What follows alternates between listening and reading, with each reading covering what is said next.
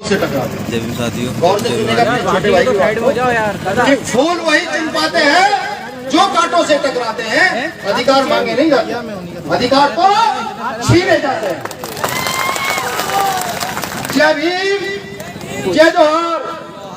देखिए भीम आर्मी के लोग हैं और हमारे गांव में कहावत है साथियों, जय भीम जय भीम कि जब गांव में घर में चोर घुस जाए तो आवाज तेज होनी चाहिए, आवाज बहुत तेज होनी चाहिए तो चोर डर कर भाग जाए।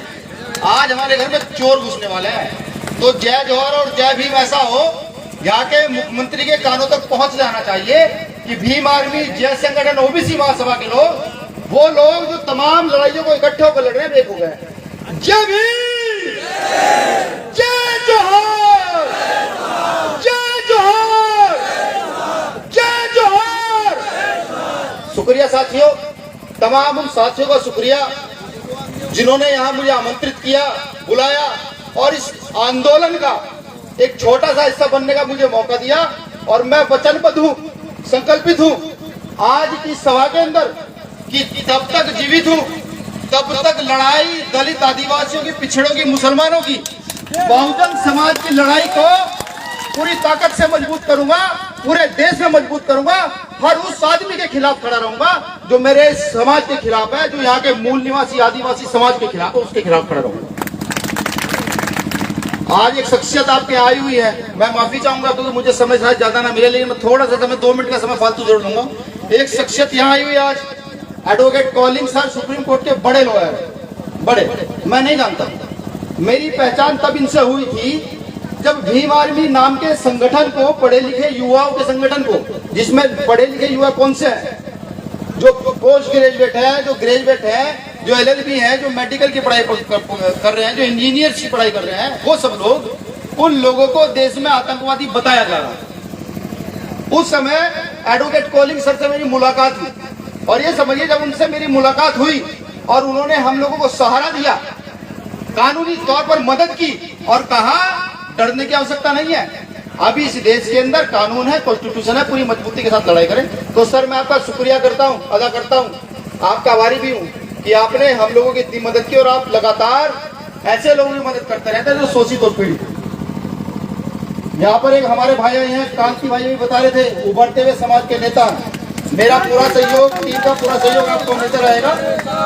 विजय सिंह जाटव साहब आए हैं, महेंद्र कन्नौज जी आए हैं, डॉक्टर आनंद राय जय संगठन से हैं, मैं उनका भी आभार व्यक्त करता हूं। डॉक्टर महेंद्र PD महेंद्र जी हैं, हाँ, दत्तू मेड़े राष्ट्रीय उपाध्यक्ष भीम आर्मी के, नितेश अलावा जी हैं जैसे, सुनील अस्ते जी हैं, बैरसर जी हैं, सत्येंद्र विद्रोही, दूल्हे सिंह, रविराज, रवि सिंधोलिया, यहाँ के जो आयोजक हैं अभय होरी जी, डॉक्टर अभय होरी जी, मैं आपका आभार व्यक्त करता हूं कि आप इस आंदोलन को इतनी मजबूती और ईमानदारी से लेकर चल रहे हैं। कमलेश डोडीवार जी, मोहन परियार जी, आप सभी साथियों का शुक्रिया। एक लाइन में बहुजन महापुरुष, बहुजन में जन्मे तमाम महापुरुषों को नतमस्तक और नमन। मैं सिर्फ कुछ याद कराने के लिए आया हूं, मैं यहाँ याद कराने आया हूं भगवान बिरसा मुंडा की लड़ाई को, कि वो लड़ाई हम लोग देश में कितनी मजबूती से लड़ा करते हैं। मैं यहाँ याद कराने आया हूं हमारे 2 महापुरुष हैं झारखंड के, सिद्धू कानू की लड़ाई को याद कीजिए। 1855 की वो लड़ाई जो सामंतियों के खिलाफ थी, जो सामंतियों के खिलाफ थी, जो अंग्रेजों के खिलाफ थी, जो पूंजीपतियों के खिलाफ थी, उस लड़ाई को याद कराने आया हूं, उस खून को खड़ा करने आया हूं जो लड़ाई उस समय लड़ी गई। आज तो हम इस देश के अंदर संविधान के तहत जिंदा है। मैं याद कराने आया हूं, अनुसूचित 5 को याद कराने आया हूं कि अनुसूचित 5 को याद कर लीजिए, अपने अधिकारों को जान लीजिए, इस लड़ाई को मजबूत कीजिए। इस लड़ाई में अब अकेला आदिवासी नहीं लड़ेगा, बिल्कुल नहीं लड़ेगा। आदिवासी समाज ने इस देश की जल जंगल जमीन को खोदकर बिल्डिंगें खड़ी कर दी है, यहाँ की प्रकृति को सुरक्षित रखा है, यहाँ की सांस लेने वाली हवा को सुरक्षित रखा है। अब इस लड़ाई को इस देश का बहुजन समाज मिलकर लड़ेगा, इसमें दलित पहले नंबर पर खड़ा होगा, ओबीसी सबसे पहले नंबर पर खड़ा होगा। जिन गोलियों की बात अभी एडवोकेट साहब कर रहे थे कि हमको गोलियां मार दी जाती थी, थानों में पीटा जाता था, मारा जाता था, मैं बता दूं कि जो जैसी फसल बोएगा वो वैसी फसल काटेगा। हम भीम आर्मी के लोग ईंट का जवाब पत्थर से देना जानते हैं। अगर हमें कोई चीज रोक कर रखती है, इस देश में कुछ हमें रोक कर रखता है, तो वो है ये 5000 गुलामी की बाद ये एक आजादी का सबब मिला जिसका नाम भारतीय संविधान है, जो डॉक्टर बाबा साहब अम्बेडकर ने लिखा है। मेरा बताने का तात्पर्य सिर्फ इतना ही है कि अपने आप को संवैधानिक मजबूत कीजिए, अपने बच्चों को एजुकेटेड कीजिए, फिर देखते हैं ये हमारी जमीनों में कैसे घुसेंगे।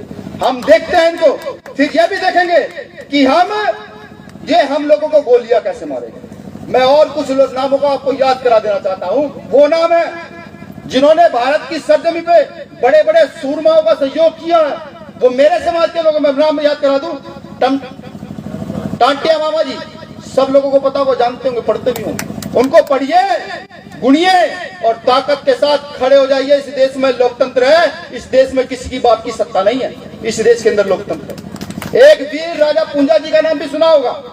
वीर राणा पूंजा जी याद है, भूल गए? कितने लोगों को याद है? उन्हीं का खून है ना हमारे अंदर, उन्हीं का खून है, नहीं है? तो लड़ने की ताकत भी तो उन्हीं की जैसी है, नहीं है? बिल्कुल है।